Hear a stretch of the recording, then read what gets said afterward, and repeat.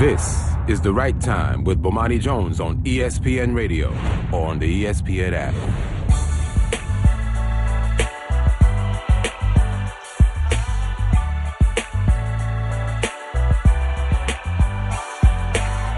Ladies and gentlemen, welcome to The Right Time.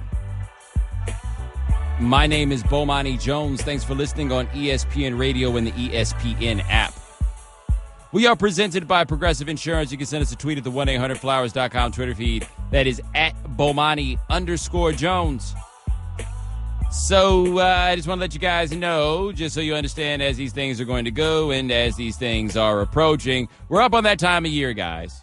You know what time of year that is? The time of year that comes right around when the basketball playoffs end. And I got to come in here and try to figure out what the hell to talk to y'all about for 3 hours, even though there ain't 3 hours worth of stuff to talk about. We're officially there. You know that horrible feeling. It comes up every year when the basketball playoffs end. You're like, so what are we supposed to do tonight? In fact, it's hitting right now. Like, it's hitting us right now. It hit us a little bit yesterday. It's hitting right now. Tomorrow night we'll have a game, and then we'll have another one on Sunday, and then it's going to hit us. Like, we get so accustomed to having all this wonderful basketball to get us through. And by us, I mean talk show hosts. You know? Like TV, I go in there, man, we got an army full of people to put together a TV show. I just answer the question. On this, it's just me and Shannon.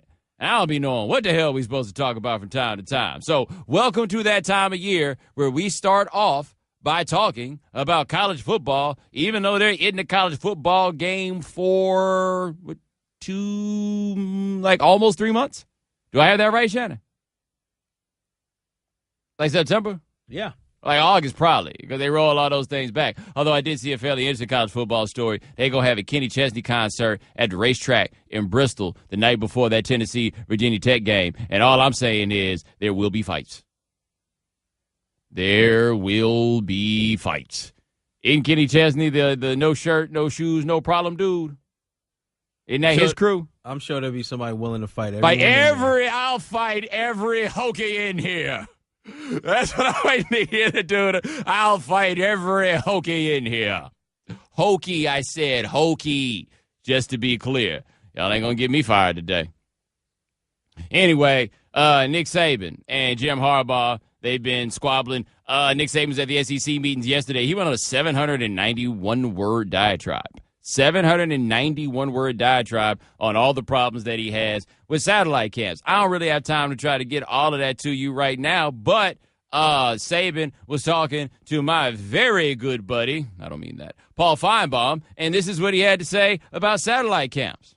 What we don't want to see is a lot of third-party people getting involved in recruiting, which is going to expose us all, in a negative way. And how is the NCAA going to monitor all these camps, all these places, when we're not supposed to be recruiting, but yet everyone is in agreement that these are recruiting camps? I mean, he does have a point.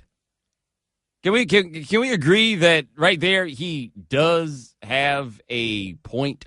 Because the difficulty with the satellite camp argument really is no one's arguing from a position of principle. Everyone is arguing in the name of their self-interest, right? Like, that's how we get here. Everyone's arguing in the name of their self-interest. No one is arguing from a point of principle. But what Saban says there, I do think has some credence, which is, like, as I have to admit, I talked about these satellite camps. I didn't really understand what they were. I thought that they were more so like camps that schools put on outside of their footprint, as opposed to a camp some dude puts on and then the coaches come and they hang out at the camp, right? Yeah, I see how there might be some problems with that. Of course, Jim Harbaugh saw something wrong with that. And here's what Jim Harbaugh has become.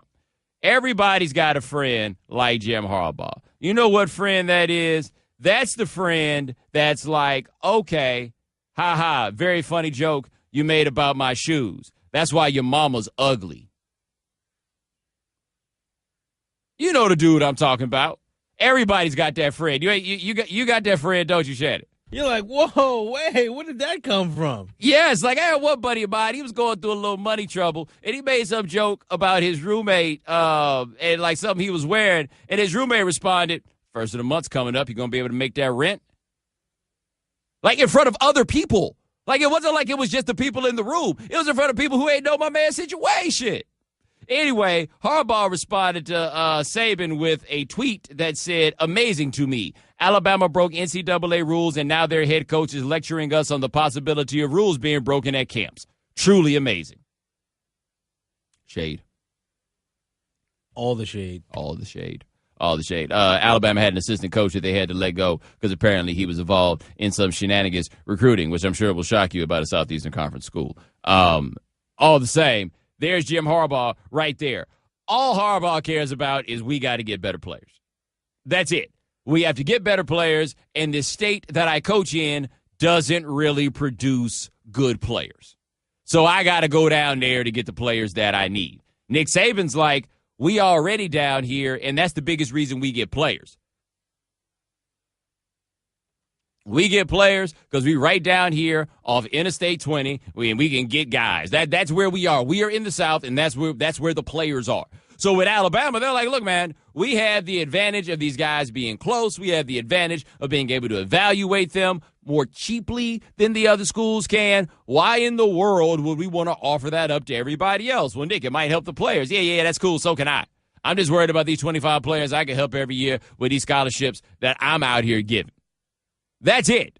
Harbaugh doesn't care about anything that's actually about principle. I got a serious question about Harbaugh since we're talking about principle. You remember when Harbaugh was at Stanford and he was talking about how much tougher the academic standards were at Stanford and how Michigan didn't really have those academic standards? I ask you this seriously because I could wind up being wrong on this, so I'm not going to be too presumptuous.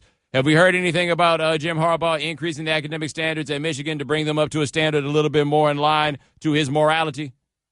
Did that happen? Anybody?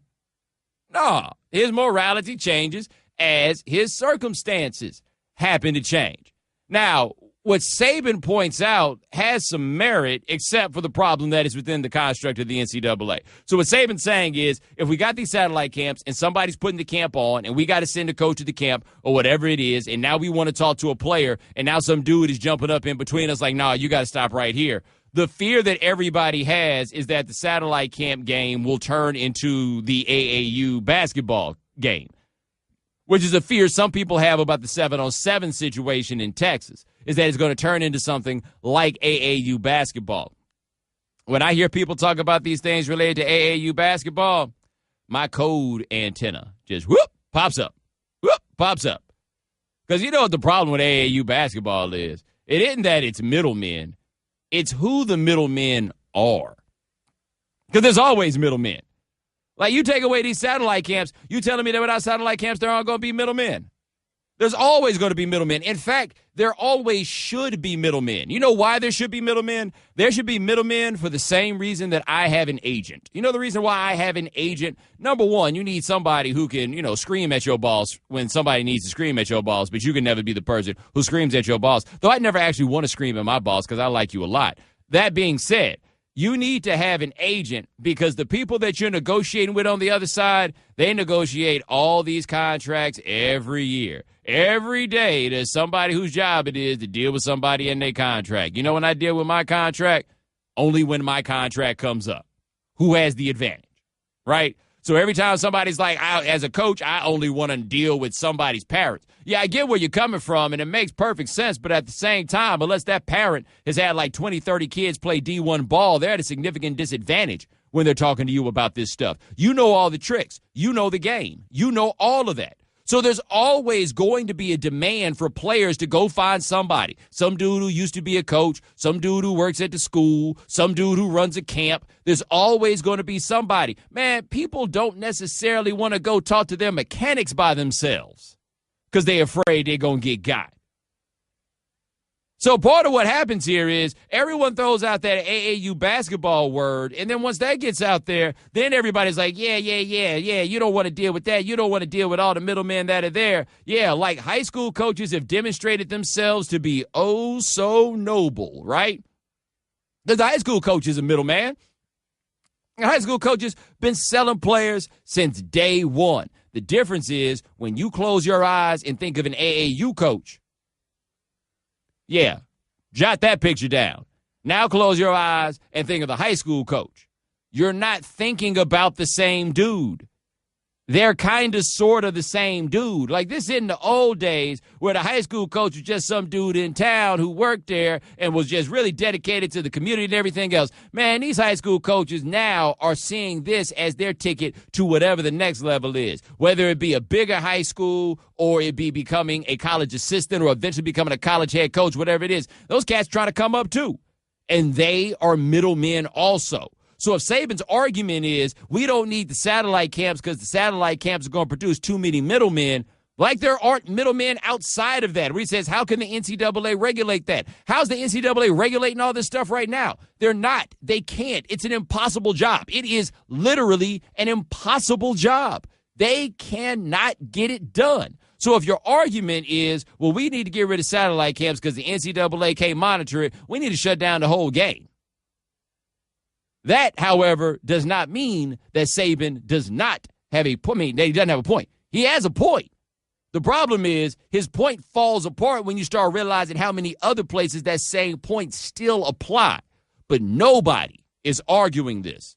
Nobody is arguing this from a position of principle.